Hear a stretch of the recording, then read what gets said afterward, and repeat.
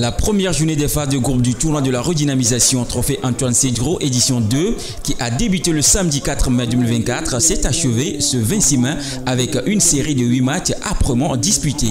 Toutes ces rencontres ont offert aux spectateurs ainsi qu'aux supporters un spectacle riche en émotions et en actions décisives. Les rencontres de cette journée ont été marquées par une intensité et une compétitivité remarquables. 16 buts marqués en 8 rencontres, soit une moyenne de 2 buts par match.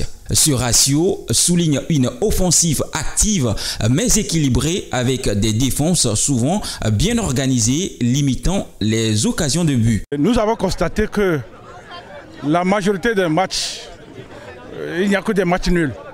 Ce qui veut dire que les équipes se sont préparées pour cette deuxième édition. Et nous avons constaté aussi que les matchs sont tellement engagés. Et ça donne du beau spectacle pour le public. Les équipes ont démontré un engagement sans faille, ce qui s'est traduit par un nombre significatif de cartons jaunes. 24 au total contre un rouge, témoignant des nombreux duels et des efforts défensifs rigoureux. Ces biscottes distribuées expliquent non seulement le professionnalisme, mais également la vigilance des arbitres ayant officié lors de cette première journée. Les arbitres se sont bien donnés, oui. Et c'est ça l'objectif de notre organisation. Nous avons décidé qu'au cours de notre tournoi, que la prestation des arbitres soit bonne. Raison pour laquelle nous les appelons de partout. Vous avez constaté que pour cette première journée dans les poules, la majorité des arbitres qui ont officié au centre sont les arbitres de la première division.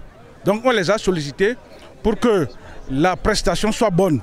Vous avez constaté aussi qu'on avait fait officier les arbitres dames pour faire leur promotion.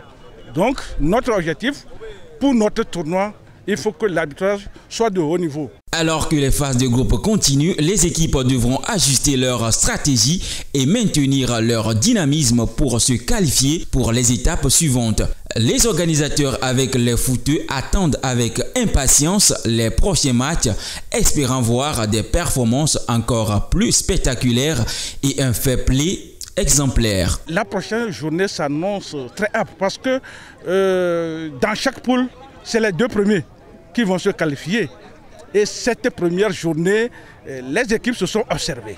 Donc à partir de la deuxième journée, les équipes doivent prendre la décision. Parce que si vous faites un faux pas, là vous êtes sorti de la compétition. Rappelons que la deuxième journée s'ouvre ce samedi 1er juin avec la rencontre B52 de Direct Boragou contre Éléphant de Momé. Le dimanche 2 juin, Azigo d'Amenran affronte USK de Clologo. Les hostilités commencent sous les coups de 15 h sur le terrain du lycée de Direct Bor.